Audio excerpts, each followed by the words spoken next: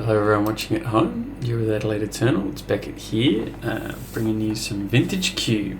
Don't want you guys to get your hopes up about Adelaide Eternal being completely back. I just had that good run at Bluebell and got inspired, started watching some old videos, started watching some old cube videos, and I was chuffed. I had some really cool plays and interesting insights.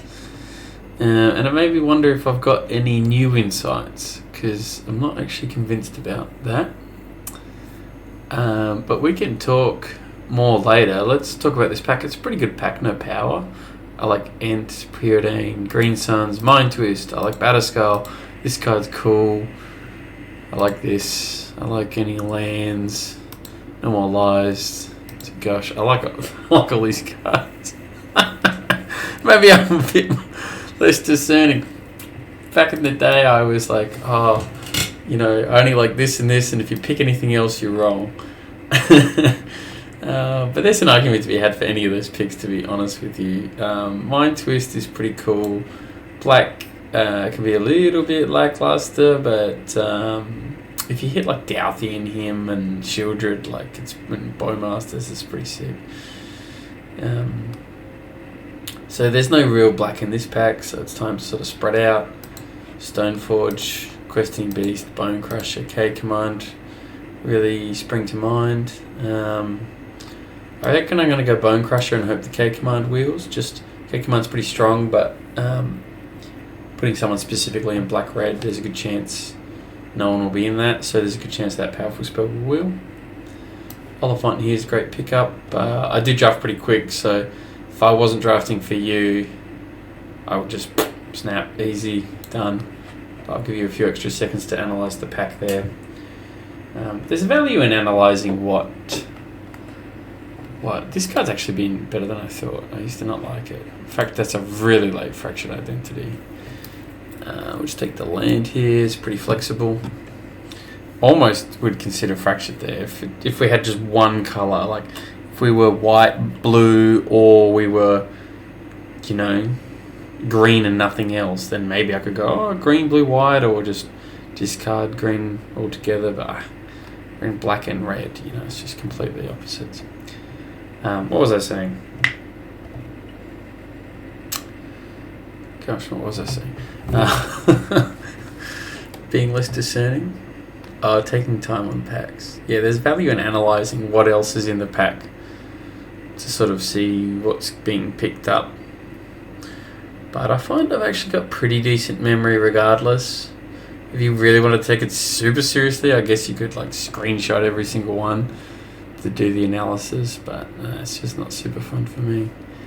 So I gotta say, it looks like we're in the wrong colours. I'm big enough to admit that. Because there's no black, there's no red. I mean, 2x here, but it's a very black specific. I'm going to take it. Because maybe that implies mono black's open, but to me this doesn't say black's open. This says mono black's open, because this card's a 4-mana black card. It's not really splashable. So if someone was playing like blue-black control, and they, pack one especially, they're not even sure they're in black, and they haven't picked up any lands, and they're mainly in blue, there's no way they're picking this up. So I think it's safe to say black and red weren't really open in that. So yeah, I think it might not have been a mistake. Sometimes you just roll the dice, but it does seem that black and red aren't open. I like to keep my picks like this for now, before I start, piling them up into their colours or their CMC, just to get a sense of, okay, I had black and a red and a red and a land and a green and a black. It gives me a sense of what was open at which stage in the pack, and then it all gets jumbled up after. I do like playing mono black. I've had a bit of success in this cube in mono black. I can't understand how they only just finished the last vintage cube league a week and a half ago, and then they're starting this one up, and it's only for I don't know, like a week or a fortnight. When does it end? League ends in 13 days, so it's a fortnight. And it's 3:30 in the morning here in Adelaide. And I don't know, I'm just finished night shift, so really happy this just got released. Like, this is super fresh. When did it get? 13 days and 3 hours, so it's been less than 24 hours. This card's good let me take that back. This card is a mono black card. I don't particularly like it though. I don't know why I don't like it, but I don't. Haven't played with this, but it seems good. Soul Guide Lantern's probably the safest pick. Create a tap treasure token. Sacrifice 3 treasures. This card seems good. I'm just going to take the Soul Guide Lantern. Super flexible. I think normally I'd probably pick Bone Shards here, but I kind of want to see what this dinosaur's all about. I've played against it a little bit, but not with it. Grim Lovemancer there is also pickable, but take the land, and K-Command wield as I suspected. Yeah, so I want to see. I want to like try out this card. This, like if you're drafting for trophies, it's best to stay in your comfort zone. But long term over your Magic career, it's better to branch out and experiment with different cards and different archetypes and play styles. That's how you become a better player. So it's kind of like reduce my chance of winning this draft by 8% by playing with cards I'm not used to, but increase my total skill by 0.5%. And if you're always choosing the latter, then you're in a good spot. So interestingly, we got 2 black-green lands. I've put them in my board, but I'm not completely disregarding it because we got that Hex Drinker, we got this Confluence. If we hit some, if I decided to go into green, it's actually kind of viable, or even Jund. I can see myself going into Jund. I think the Questing Beast might have wheeled. Could be wrong about that, but that's pretty late green. But the thing is, if I don't move into green in pack 1, then the person next to me might be thinking, oh yeah, green's open. So they have the same idea as me. And they might have been going into it and picking up all that stuff I left behind. So yeah, we get a pretty decent sense of how we went. And you can see, like, even though I thought red was dropping off, we got this guy later. Black-red does obviously seem open because that's a late K command. And not much else. This guy's fine. Like, he is in the colours, so your eyes are sort of drawn to it, but doesn't make or break the deck.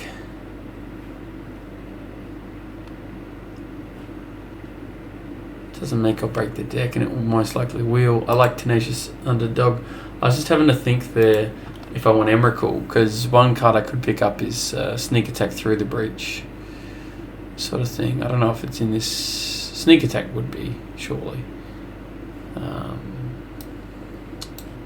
But I think there's no shortage of fatties. I'm going to take Underdog. It's pretty lackluster. Pretty disappointed with that. I mean, Underdog's kind of, like, sometimes it's in the real dregs, like the last 3 or 4 cards. I like the card, but it's not, like, amazing. So nothing really in this pack on the wheel that we want, but Jet... Finally, a little bit of power, and pretty well the power that we want. I mean, it's not like we can use a called Time Walk, and pretty much I just want Mox Jet, exactly. So, yeah, Mono Black's fun. I'm really hoping Mono Black, maybe Black splashing a little bit of red. This guy makes it super easy to splash. I've been really impressed with these, what do you want to call them? Cyclers? 1-mana cyclers? They're just so good. Like, it's like playing a tapped land. I mean, it's just so good. Mountain Swamp. We'll take the land. I like Grave Titan there. I like the... What's his name? The Seasoned Pyromancer? Is that what he's called? The 3-mana 2/2 that makes 1/1s and lets you loot. But you'll kick yourself if you had opportunities to pick up lands in pack 2 and you didn't do it. So now I'm starting to really mess with my Same again, same logic. Night's Whisper's fine, but I'll kick myself if I don't pick up good lands. So now I'm starting to like mess with whatever my picks a little bit and consolidate my colours. I'm still kind of keeping up a general sense of the order I picked things, but like I'm referring to my layout here. But I'm cutting the stuff I'm just not really thinking about and still generally keeping the order. Portal to Phyrexia I probably won't play, but there's a chance the deck gets a few more artifacts and I mainboard this and I get Daretti or Goblin Welder or something like that and I play it, so just keeping it in my mind for now. Simian Spirit Guide, I gotta say, I'm a little bit drawn to this. I mean, it's like a Lotus Petal if you're playing in red, right? Is Lotus Petal good? I think it is. 1, 2, 3, 4, 5, 6, 7, 8, 9, 10, 11. So what, I'll see 2 cards after this? There's a good chance Evolved Sleep is one of them. I'm going to do that for fun. I'd probably pick Evolved Sleeper normally. But just for a bit of fun, I'll take the Spirit Guide. Preacher of the Schism's slightly better than Graveyard Trespasser, but Trespasser is slightly safer because it interacts with Graveyard. So keep in mind this isn't constructed. So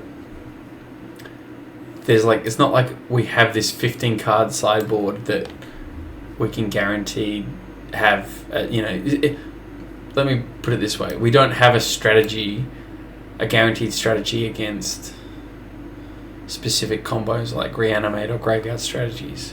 So mainboarding something that you wouldn't really put this in your sideboard. It's not really, it's not like a Rest in Peace. It's not that powerful of an effect. But it's got this incidental hate. Incidental hate is just super strong in draft. Because there's a very low chance you're going to be able to, that's what it is, not constructed. If it was constructed, you'd be able to construct the perfect deck. By definition, it's not that. So, Talisman, I guess. So that's interesting. The only really relevant card to hit did wheel, so that's a good sign.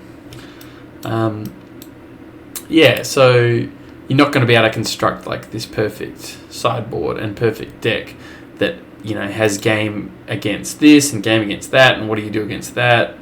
So picking up Incidental Hate is a really good idea. And it also opens your mind up about cards that would never be in the sideboard because there's just better versions of them. I'm going to take Grave Titan. I would suggest most people prefer Seasoned Pyromancer there. Grave Titan I've just won so many games with this card. It's so good. It's hard castable. You can through the breach sneak attack it. You can reanimate it. It just you can Dark Ritual into it and just win games. It just 10 power for 6 damage. It just closes games. It goes wide. It chump blocks when your opponent's going to go wide on you. It generates value when it attacks and gums up the board. It's so good. It's so good. And just something about I just don't like playing with Seasoned Pyromancer. I know it's strong. I've lost to it a lot of times. A new Evolved Sleep with Wheel, so there are 3 cards left in that pack. And the other thing about picking up Grave Titan there is it switches on possible mono black if we end up cutting. The red is fine. The things that keep me in red, honestly, is the Oliphant, which helps me splash. Bone Crush is very good. K-Command's good. Okay, that's pretty strong. Picking up Ruby there. Now we got a deck. Now this is exciting. Alright, especially with Mind Twist. Hitting both on-color Moxes gives this deck power. Gives it that consistency because they're on-color. Really, really nice first pick. So I think we probably are going red-black. Let's go take Firebolt. I like Firebolt. It's a pretty versatile card. It's got value. You can mill it, and it's got some extra value there. It's good in the early game against critters, and it's decent in burn. It's a very, very flexible card for a simple card. What were we talking about? What was I talking about? I was talking about Graveyard Trespasser and Incidental. Yeah, cuts like... You would never put something like Trespasser in your sideboard because there's better ways to have game against the sideboard strategy, you know? Like, you would just play a Soul Guide land. You'd play 3 Soul Guide land or something like that. But that's where you need to be more lateral in your thinking when you're playing cube over constructed, because it's not constructed. So you do, and you could pick him up for your sideboard if you were really happy with your deck and you picked up Preacher already, and then your next pack you were tossing up between just like another mid-range card that is superfluous because you've already got plenty of mid-range cards. Maybe you should pick up the Graveyard Trespasser because it does fit that role, and you can put it in your board and bring it in against, you know, a graveyard reanimate sort of strategy. Yeah, like you would never play it in constructed, but we're not in constructed. I've been pretty impressed with these guys. I like Harvester of Misery. It's not a super powerful effect, but 5/4 menace for 5 with a little random ability and the flexibility of the 2-mana discard to neg-2 something, uncounterable, really cool. Gets itself in the bin for reanimate. This guy's really good, happy with him. Works well with the Douthie and stuff. Magda I've been really impressed with. It's like that little goblin token off Fable. It's like you get the one turn earlier, but you don't get the rest. It's pretty hard to go wrong with Relic. I'm always happy to play this main board because they just cycle. So this stage I'm sort of thinking all these cards, 1, 2, 3, 4, are pretty well on par. I'm not going to pick Relic because I've already got one, so I'm just picking something for Curve. And I don't have any 4-drops, so I'm taking the 4-drop. So I've identified that there's similar power levels. It's not like I have. If I had too much removal, maybe I wouldn't take the Harvester there because I've already got enough of that effect. If I had too much hand hate, I wouldn't take this. But this is all pretty even, so yeah, I just decided to go with the Curve as the tiebreaker. Verdant Catacombs there is pretty well, just as good as this, maybe better. Maybe better. I like the Cyclists. I actually really like them. So when I'm building a 2-color deck, I want to aim for at least 5 multicolor lands. At least 5 is a good deck, and 7 is like a really good deck. You probably don't need more than 7. Like, I'm not saying stop. They're always good if the rest of your deck's good, but it's pretty rare you'll need an eighth dual land will be more important than picking up a sideboard card or tightening up your deck in some other way, getting a card that fits your curve better. So yeah, 3 is a bare minimum, 5 is pretty well where you want to be at, and 7, I'll say max, but it's not really like max. Valky, it's a bit of fun. The Trumpeter is probably better, but this card's cool. I want to play with it. It's red and black. It's flexible. I like the design. Yeah, great card, yeah. And obviously, I glossed over it, but we picked up Ragavan there, which is pretty huge, so I like that. But, before you start thinking I'm super lucky, like, that's part of it. Like, we're getting rewarded. I mean, that was a late Ragavan, right? But that's the whole point. It's like, it seems I identified my colours correctly after all. And yeah, that's what getting rewarded is. Like, I'm getting rewarded for my colour choices. And this deck's great. Yeah, I mean, you can see here, red-black's definitely open. Bloodtithe Harvester, fantastic pickup. We've got a couple of, 2-mana creatures, which I really like. Makes our deck punchy, impactful, early. But not none of these cards lose advantage later, fantastic late because you can play it for 7, fantastic late because it's just fantastic late because you can blitz it, and this guy gives you a little draw discard.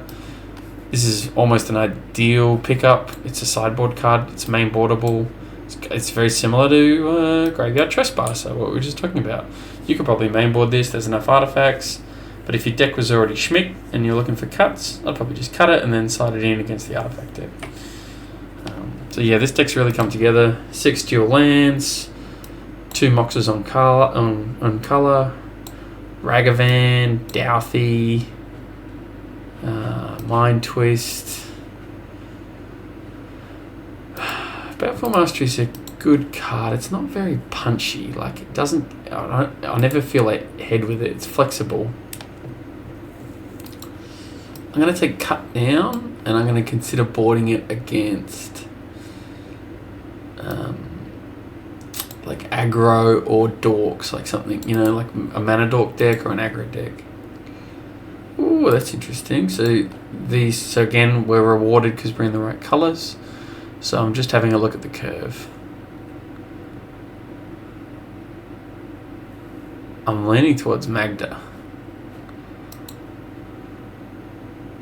I'm going Magda, only because we've got so many 2s that I think that now we can be like almost guaranteed 2-drop. Like, you know, it's almost the opposite of the last one where, yeah, we probably could have done with the Harvester, but I've got so many 2 toughness creatures, the Harvester doesn't really work with it all that well, and now I want to almost guarantee that turn 2 and say like, yeah, we are curving and we are pressuring, and that's like the basis of our deck, is a really pressury sort of deck.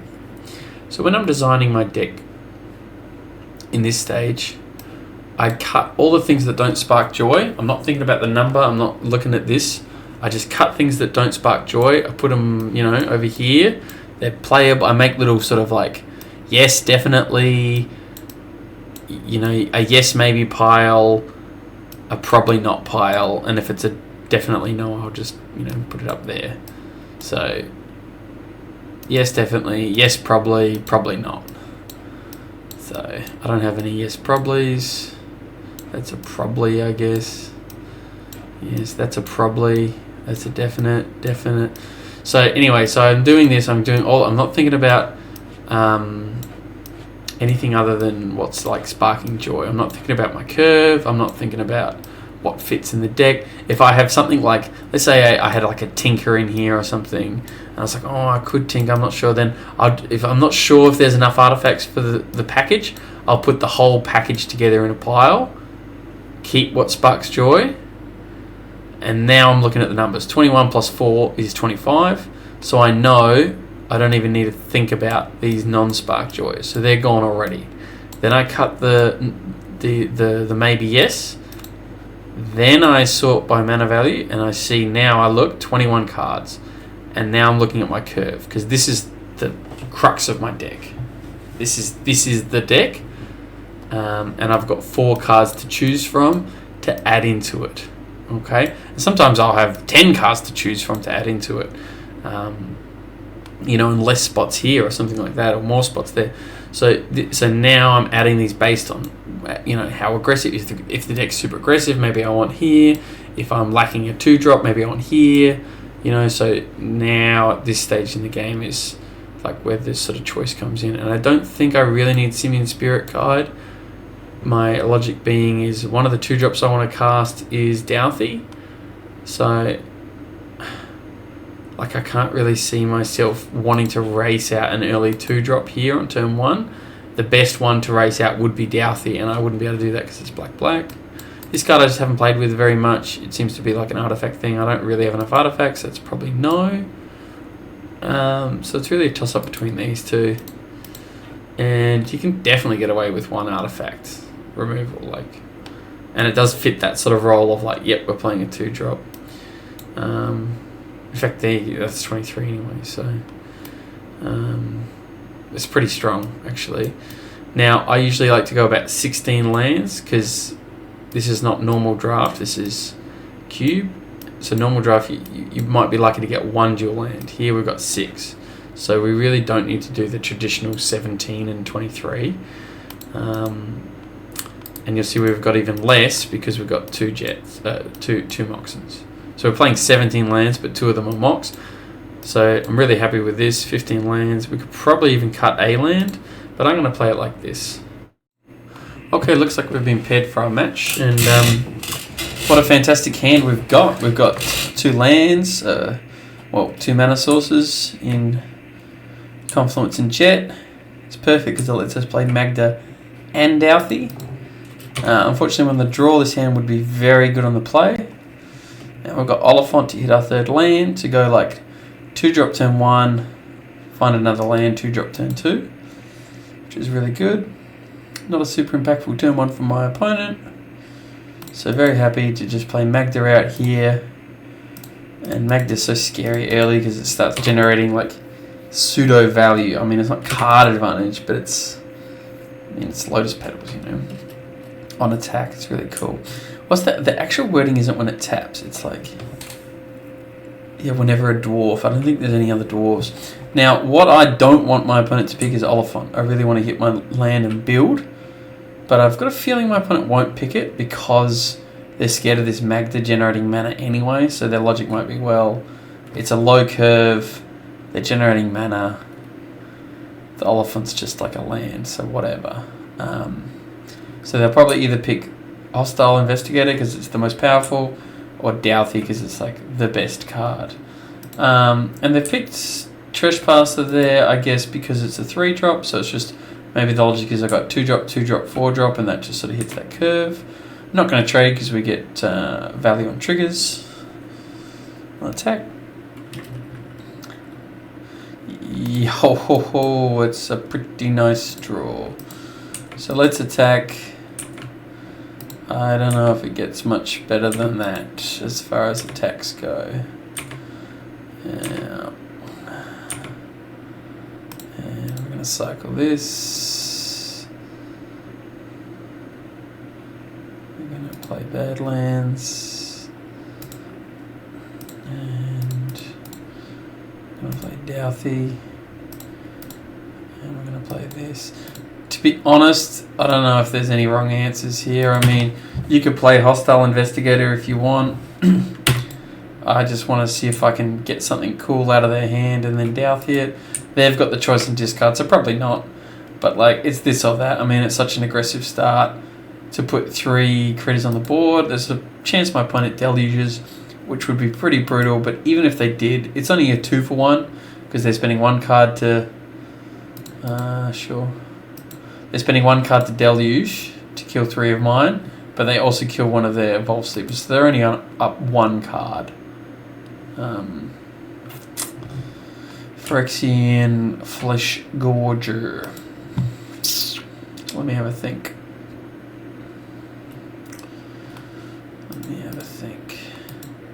I think Phyrexian Flesh Gorger gets absolutely crushed by Douthie.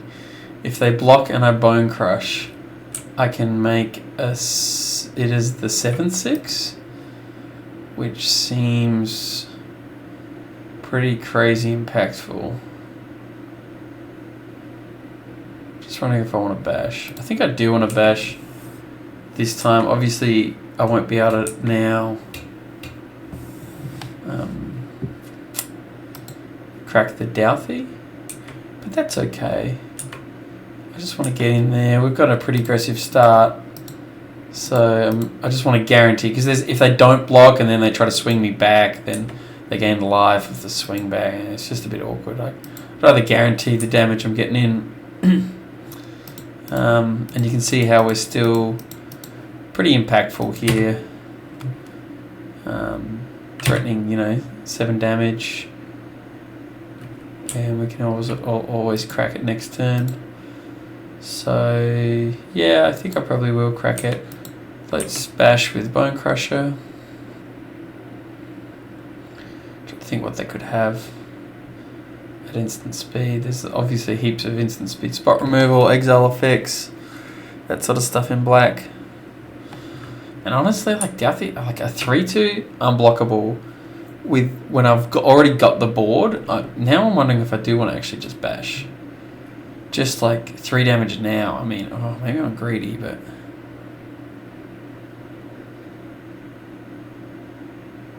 it's lethal next turn if I burn. It's lethal either way. But yeah, part of me wants to just bash. Let's just bash. I'm just like, I'm going to win the game soon. Just close it out. And if they start playing something big and something that trumps me, I can just re-trump them with the Flesh Gorger. And just unblockable is just so annoying, you know? I wouldn't do this unless I had such an aggressive start and such an aggressive board presence currently. And yeah, you can see how all my 2-drops are actually like pretty strong even into the mid-game. Like even the Blood Tithe Harvester traded off with a potential late game threat in Evolved Sleeper. It's kind of like a Hex Drinker that gains card advantage instead of damage. And I also Blood Token, which is pretty relevant. So it's relevant what they discard because I can get it with Douthie. This card seems perfectly good. I don't really know what it does. You draw a card, lose a life, destroy target enchantment, move up to 3 counters from a permanent. Whatever, yeah. So Clue for them is decent because they got no cards, but they're just so far behind in life. I think once again I'm just gonna bash. Let's crack this Clue. Pretty strong. Pretty strong. Pretty strong. It's pretty strong. Firebolt, okay. Yeah, well, it's pretty much game, right? I don't think they can beat Firebolt Rampaging Raptor off the top. And like I said, you can see how versatile Firebolt is. Like, this is good at hitting their face, and it's going to be good at, you know, like, kill. It's not really relevant here, but let's say I had the Magda out still, like, swinging and killing this thing. And one thing you'll note about why this hand was so powerful is I tapped out. Don't quote me on this. I'm 90% sure I tapped out every turn. You know, and I had used this mana, and I used the mana off the treasures. Like, I tapped out every turn. Just so mana efficient that game. Really leveraged the Moxes. Let's run it back. We didn't see anything to change. I gotta say one thing about our deck. I like our deck. We didn't pick up a lot of bulk of cards. So it really, like, there's no real sideboard. It really limited what we can board in and out. Like, we picked up a lot of stuff that's just not in our colours. But I'm happy with the overall deck. Like, I'm happy with the curve. I'm happy with the cards. There's no cards in there that I don't really like. Yeah. So that was a really good showing. That's pretty much exactly how I thought that this deck and that game would pan out, you know? Just play these like early 2-drops, but I didn't really feel like, and tell me how you felt. Did it really feel like I was losing on card advantage? My opponent had 1 card left at the end, so I wasn't really sacrificing card advantage. Now, admittedly, my opponent wasn't going for, you know, a draw card strategy, and I think if your opponent's going for a devoted value strategy, they'll outvalue you for sure. But I didn't particularly feel like I was throwing cards into the wind and, you know, playing some dumb 3-2 that is just surpassed by a Tarmogoyf or something like that and becomes useless, and then it just feels like you might as well have discarded it because it's not impactful. Like, everything was just so impactful and punchy. And the other interesting decision I had, obviously, was not cracking the Douthie. Just feels a little risky because I think it casts that card so they can bounce it back or kill it and reanimate it, or there's just some things they can do, and it's also just a bit slower. And yeah, I just really wanted to just keep bashing because I could smell the blood in the water, to be honest, and I just felt like I always had that up my sleeve to change gears and slow it down, like slowing it down and building to something more powerful. I just didn't think I needed to. These Surveil lands are pretty cool. Let's put this in the bin. I don't mind topping it, but the last thing I want to do is draw another land after that and start flooding. 3 lands is good. Happy with 3 lands.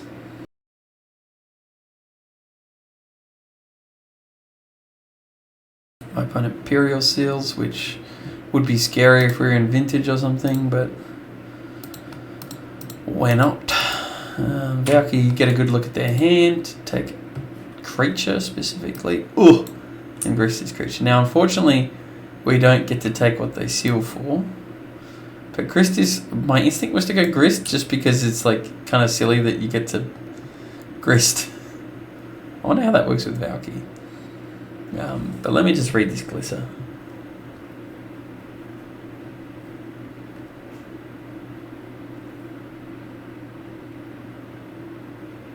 Okay. Yeah. I actually think, as fun as it is to take Grist, with the fact that it's technically a creature when it's not in play, like that's a fun little like, ha, it's actually a creature. I think that I'm better placed at beating it, just with the way my hand is, because I get to cut it down, bash. So we sort of got 2 for 1, but the 3/3, like we don't have anything that can beat the 3/3 there. And the Firebolt we can get back at some point. So it's not really a 2 for 1 if you count that as a card. It's kind of like half a card. And we keep the board. So we did the final damage with the Valky, which didn't cost us any cards. And we keep the board position. And we ended up dealing with both the cards in hand. So they can obviously cut down and kill. And I'm also scared their last card. Very interesting that they took that. I mean, is that what they sealed for, or is that what they top decked? Because they pitched... What in the world? They looked at my hand and whiffed. And they pitched. You see, I probably would have cut Shield Breaker if I had a better sideboard. They pitched, cut down. To look at my hand, that doesn't seem right. I don't think that seems right. Why not? You could just cut down the Valky and then keep the... I'm just so confused by that. I want to get some cards. So I'm going to take this and I'm going to cycle it. 4 mana, draw a card. What do you think of that?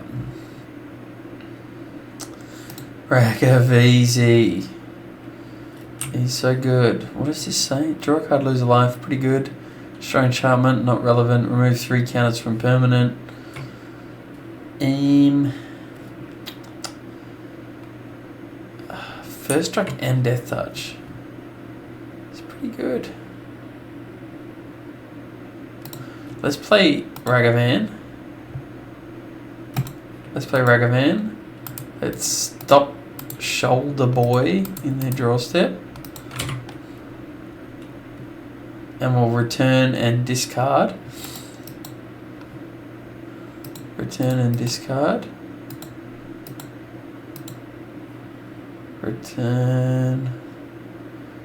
Sure, we'll get another Oliphant look.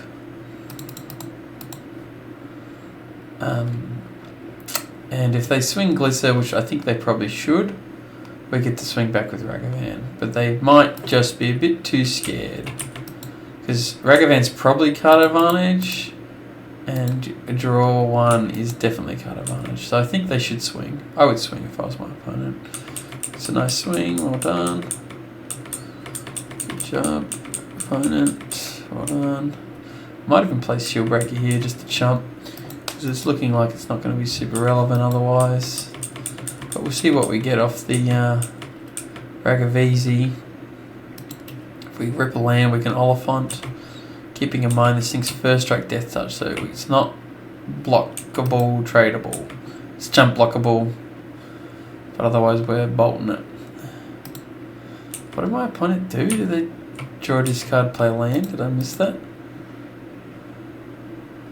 Puts triggered ability, draws a card, play swamp. Okay, so they just drew a land. So we got that Ranger class, which was sick.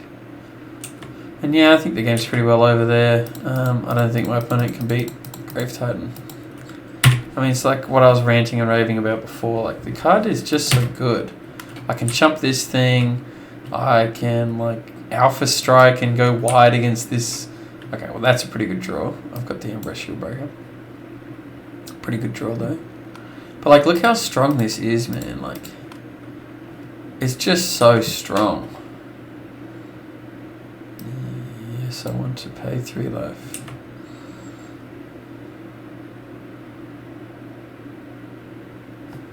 You might think my opponent is fine here, with this Glisser, but they are not. Probably shouldn't have cast those to see what I flick off the Ragavan. That was a misplay. But I can Alpha Strike here, get in for 6, 2, 4, 6, get a Ragavan trigger. They kill my Grave Titan, yes, but I'm creating 2 more idiots. I'm creating 2 more idiots.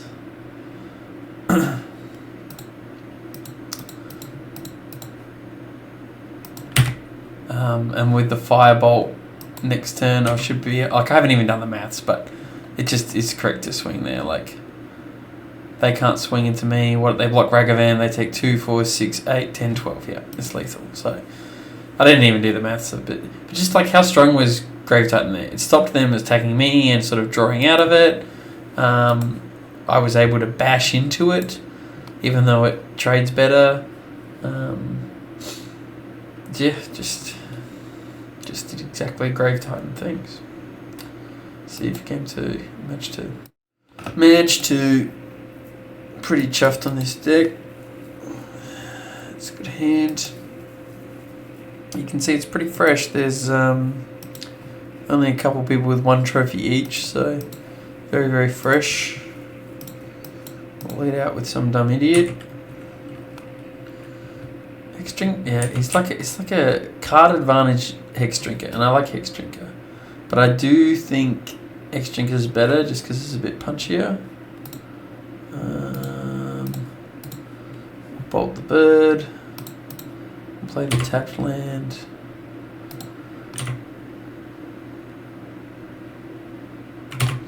We just got such a versatile board here. Like, we go 2-drop, 1-drop. We could go dash.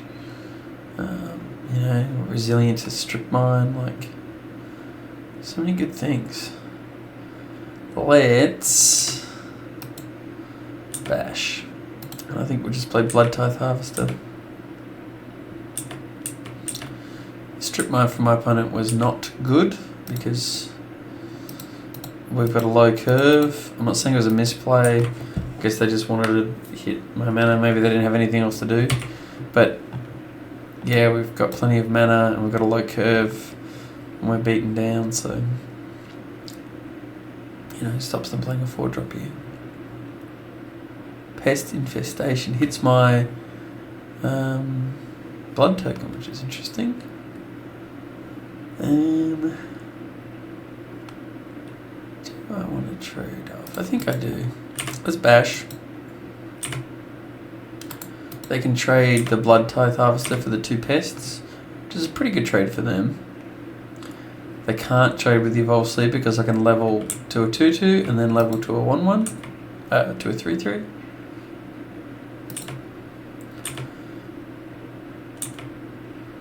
So it's pretty good. Like, they paid 3 mana to trade with the Blood Tithe Harvester, kill the blood token and gain a bit of life. Like, they paid 1 extra mana than I did, but they got a little bit of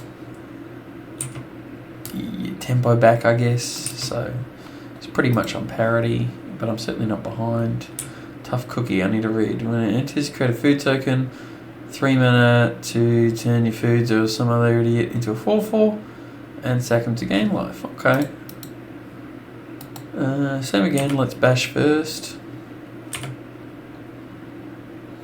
It's just till end of turn, right? Till end of turn, yeah. So there's not like card advantage they're getting off this. It's just it's not a terrible card, but I'm not scared of it. And we'll go Valky.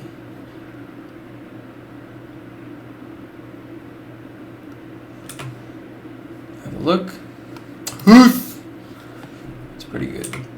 Pretty good. And we'll play this. Ragavan, I love him. You might be thinking I should save him for a dash. I don't really care. I'm happy to go wide. I like the board. I can invest my mana into Evolved Sleeper instead. Yeah. Whatever. If he trades with a tough cookie and I get in with everything else, I'm pretty happy. So my Graveyard Glutton flipped. I could also Firebolt. They can pay 3 mana. Target non-creature artifact becomes a 4/4 until end of turn. Let's bash. Let's just bash with everything. I'm so aggressive. So yeah, I might be losing a bit of card advantage here if they can make a 4/4 out of a food and kill something. Whatever. I'm getting in there. I'm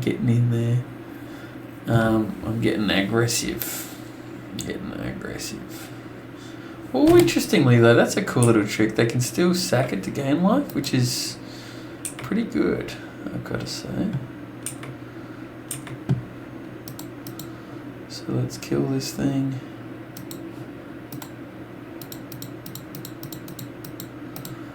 Bang, dead. Glutton will flip, unfortunately.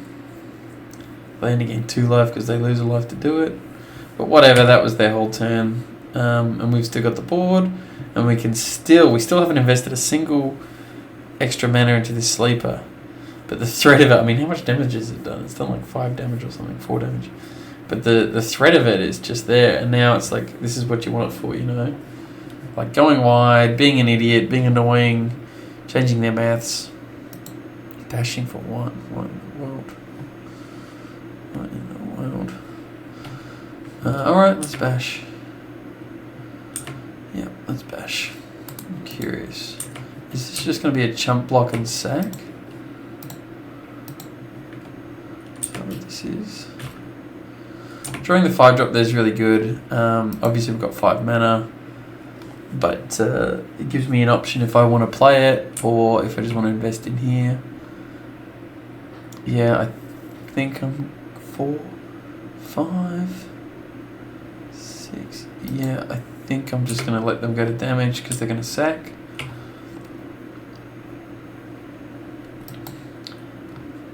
No, they're not going to sack. Okay. They're going to trade it. Well, no worries because we have this 5-drop. And you can see how commanding this is. And it's so fascinating. The entire game didn't invest a single mana into Evolved Sleeper, despite it being turn 1. So you know what that means. Same as last match. We spent mana every single turn. We spent all our mana every single turn. We never had a spare mana up. I mean, how just efficient is that, you know? Just so much bang for your buck on every card. Yeah, I think it wouldn't have mattered if I had invested all my mana early into Sleeper or not. It was pretty this or that. We'll run it back. I just don't enjoy Goldspan. You know, I've lost to it plenty of times, but there's no shortage of 5 mana flying haste dragons. It's just my least favourite of them. This hand's probably a mull. I was about to hit keep. It's a mull. This hand's better. I'll sink mountain. Yeah, so it just the deck is just sort of each game run exactly how I expected.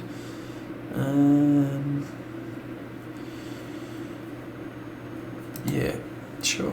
I was just thinking about if I want to play Tap Land or Sleeper, because like I said, the Hex Drink is an easy turn 1 because it's 2 damage, and it really adds up, makes a difference. Like it's the difference between 5 damage and 10 damage. But because I got 2 2-drops, I'm happy to go turn 2 2-drop, turn 3 2-drop. So we'll just eat a critter.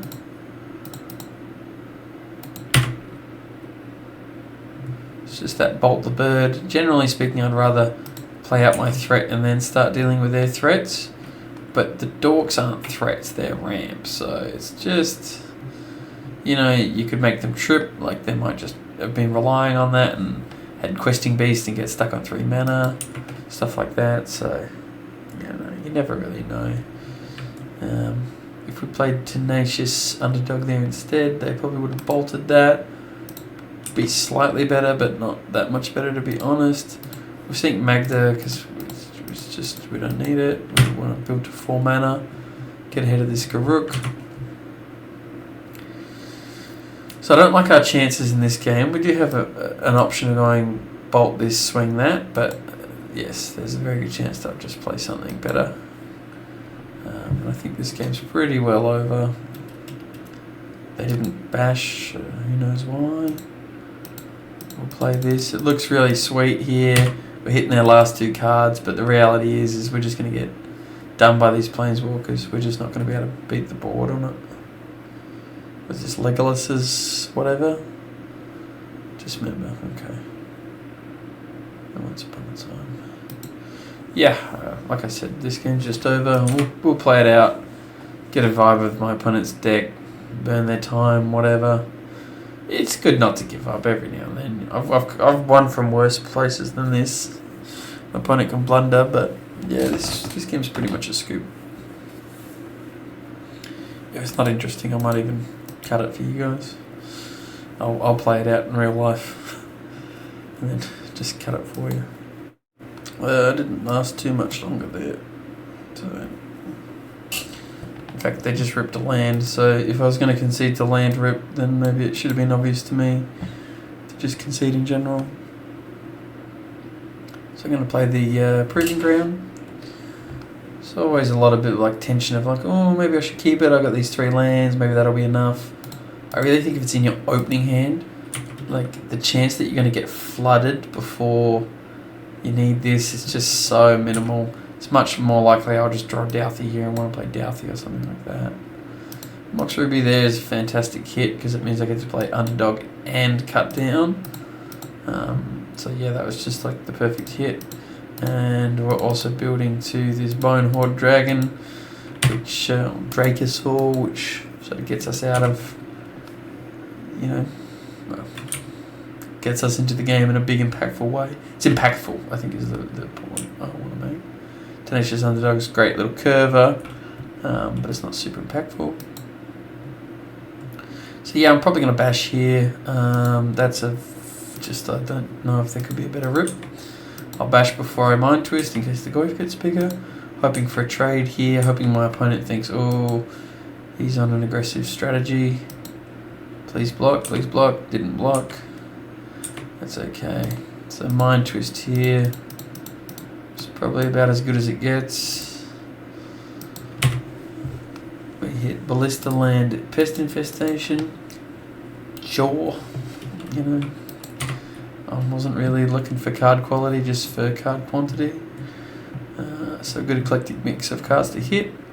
Goyf goes up to 5/6, but hopefully, I haven't even read this card, I just know it's good. So, but hopefully this gets us there. Oh, he's got First Strike. That's interesting. Ragavan's great hit. It's just like good in the early game and it's good in the late game. It's like mediocre in the mid game and that's about it. Alright, we bashing. There's a logic there to keeping back Tenacious Underdog to jump block. I might do it next turn. We'll see. So what does this say? Flying First Strike 5/5 for 5. At the beginning of upkeep, exile top 2 cards of the library. Play 1. If you exile a land this way, create a 3/1. If you exile a non-land card this way, create a treasure. What? But you exile 2 things. So what, you get 2 3/1s? That's just good, man.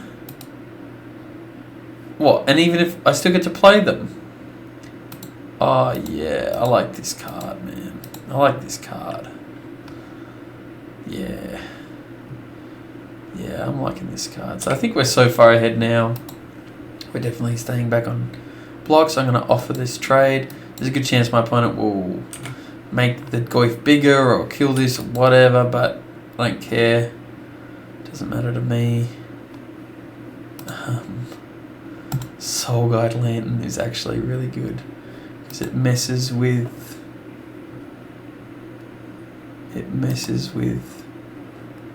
the Goyf.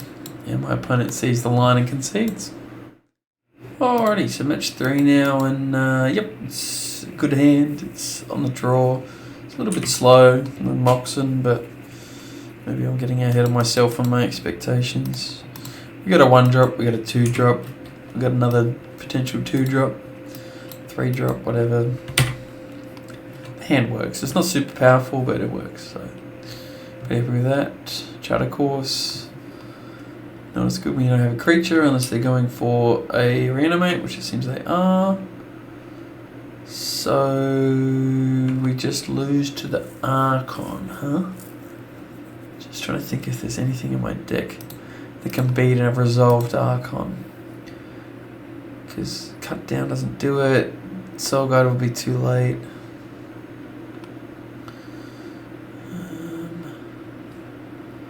Nope. We pretty much don't have a single card that can beat the Archon once it's resolved.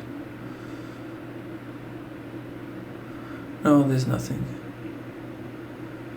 No, there's not a single card. So we just have to hope they don't have it here. Can't hit their hand. I guess we can scry. So we can either scry to try to find like Trespass or Soulguide Lantern or something early, or we can play Bloodtooth Harvester and just start trying to like get in there, you know? I think we're better off just hoping they didn't have the reanimate in their hand and that we just close them out before they find it. Caracas. Exhume. Yep, that'll do it.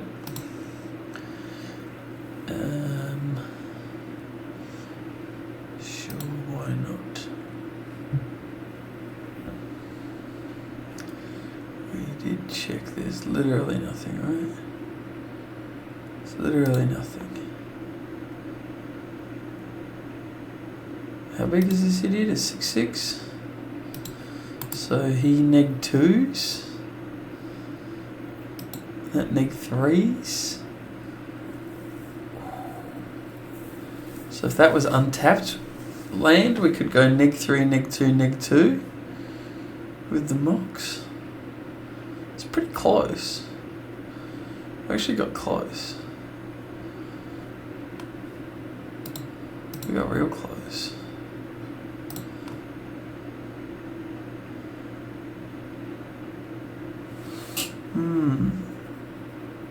Interesting.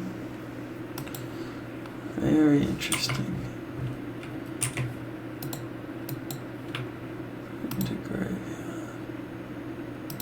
Alright. This doesn't work. This just doesn't work. Yep. Whatever. We don't have a lot. We've got mainboard Soulguide Lantern, mainboard Douthie's really good, mainboard Graveyard Trespasser, all really good spells that I'm happy to play. But you can see where our lack of sideboard has hurt us a little bit. You know, Turak and the discard guys aren't super great against reanimate strategies. Firebolt cut down, not great. Embreath's not good. My own Fatty's not good because they might be able to, like Oliphant's not good because they might be able to reanimate my Oliphant. Pretty cool if I can Oliphant in response to an Exhume, but yeah. But yeah, we got these three things, and Soul Guide and Douthie in particular are really good. Like Douthie just locks them. Graveyard Trespasser can be a little bit slow. Because they can do their thing in one turn.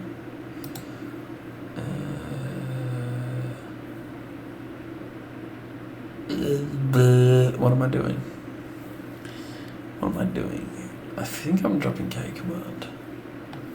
Oh my god.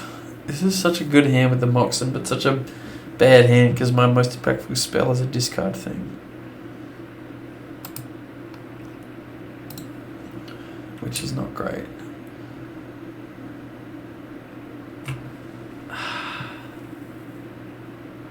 God damn it.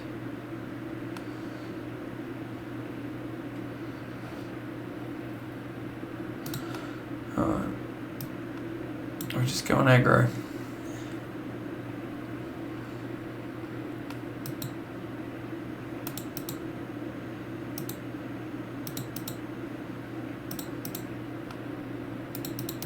We're going aggro. It's just all about that damage. 4, then 8, then 8. Dead. The hostile investigator is actually super risky. Because if they have the reanimate and the fatty but not the way to discard it, we've just given them an out. But this is a 2-turn clock. And K command wouldn't be much better, because what will my mode's going to be? Too early in the game to return. Too early in the game. There's no artifacts, no damage, no, just that. So, whatever. Crack. That's a great draw. Most likely it's not going to hit the cards that I want, but I like the info. Corpse Dance. Okay. Well, that's pretty good. Corpse Dance. So they're going to be able to hit 2 things here. It's pretty strong. Yep. Corpse Dance it is. I will lose Valky. God damn it.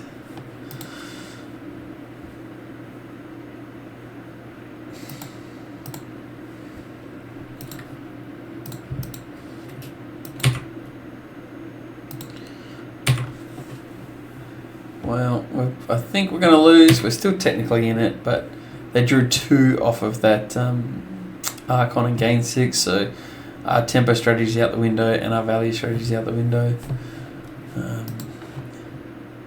Obviously, we can just play Grave Titan, win the game here. If we draw a land, boom, we draw a land. Better lucky than good. And how many times do I need to tell you guys about Grave Titan? He just wins games. I've got 10 power on the board and a cheeky little firebolt in the bin for lethal. So I'm not even saying I'm going to win strictly, but so far behind, and like the fact that we can just come back from so far behind. It's just crazy. I was about to play Douthie on Instinct.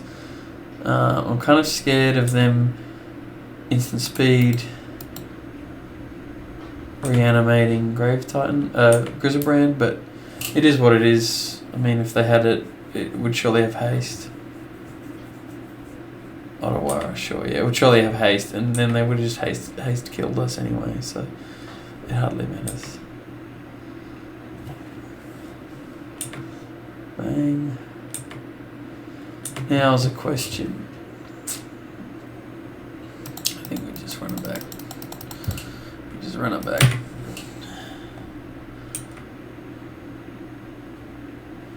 Even if they kill the Grave Titty here, we've still got plenty of 2/2s. Look at that. Grave Titan's won us a couple games now. Just hard cast, no funny business, no shenanigans. But he's great. He's great with sneak attack. You go sneak him in, bash for 6, and make 4 2/2s. It's really strong. Really strong. Yeah, great one to reanimate, not lose too much life. Yeah, just love the card. Okay. Sounds pretty bad. I think the whole deck's not great against this strategy unless we hit specifically that Soul God Lantern Douthie. These cards just are early but just don't line up. I am going to play this. Yeah, there's definitely an argument there, especially after drawing the swamp. Not to, but I just want to keep my mana open, and I really just don't think I'm going to cycle it. Okay. If my opponent does nothing, we'll probably stomp him and then Bone Crush next turn. I just want to get some pressure out there. Gotta keep pressure on the board.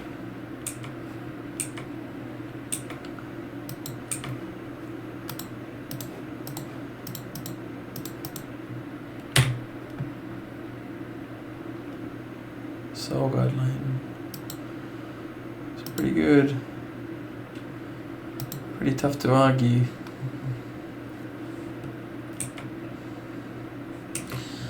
Pretty tough to argue. It feels a little bit lackluster because I don't hit some cool thing and it ruins my curve, but it's just the safe option. Jeez. So you can see where because I was so scared. Maybe I should have played Bone Crusher. Bone Crusher would be so good here. They unsummon it, and then I firebolt it or stomp it, and they uptick and then I bash it and firebolt it. Like, there's just no good option. There's no good there's no good way around it. So we'll say you discard and 2 damage. You discard and 2 damage.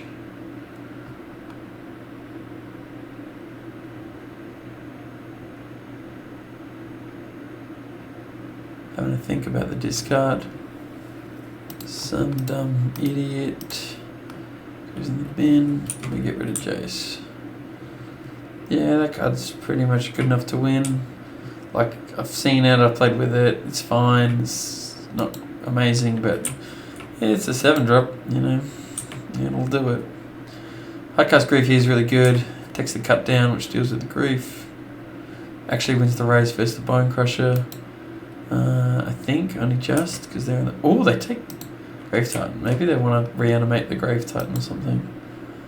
I'm not sure, but gotta say I'm surprised by that.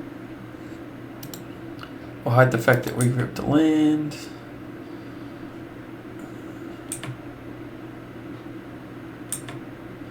And yeah, maybe we do win this race. We definitely win it now with cut down. Well, my opponent's still got 3 cards in hand. And my Soul Guide Lantern I can't really exchange for a card. It's just too risky. I could even keep the cut down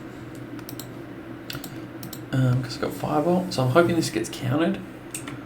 So that I could sort of make use of my Firebolt. But Firebolt, cut down, they're largely interchangeable. Cut down's slightly better maybe, but whatever, I'd rather just be mana efficient. Hardcast this. I'm glad I did it in combat. The cut down on the thing, the menace thing. Oof, that's a nice draw. Yeah, I'm glad I did it in combat, so that I actually can win the race here. I haven't even done the maths, I'm just assuming I win the race because I'm bashing first and they're on 18. But like I'm dead in 4 turns. But anyway. Yeah, I'm glad I did it before they got that 3 damage in. You just never know how it's going to pan out. I might be able to chump this card once or trade or whatever. And the Douthie there was a great draw. Yeah, so they might even find themselves having to block. Did they discard or lose? They lost 3. That's interesting. So they lost 3 life. So they're dead in 3 turns and I'm dead in 3, but I'm on the swing. I've got the first swing. Firebolt doesn't change the maths, but it might now that we've played a Wolfe Sleeper. Play land. They've got 1 card in hand. Bash. Such a simple card, Bone Crusher, but I really like it.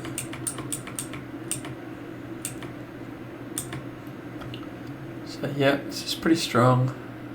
They're threatening lethal next turn. Hopefully they got nothing. Lily. Okay. Let's have a think about what we're sacrificing.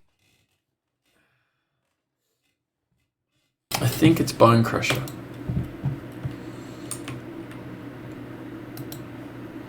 It's 1 less damage with Sleeper, but not if we level. Is that right? So they swing. Well, they don't swing. They're scared. They're scared little puppies. They've only got 1 card left in hand. It must be a reanimate spell that they've just been holding on. Keeping me honest with the Soul Guide Lantern.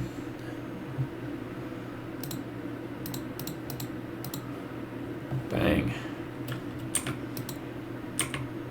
So it's 3 to do the +1.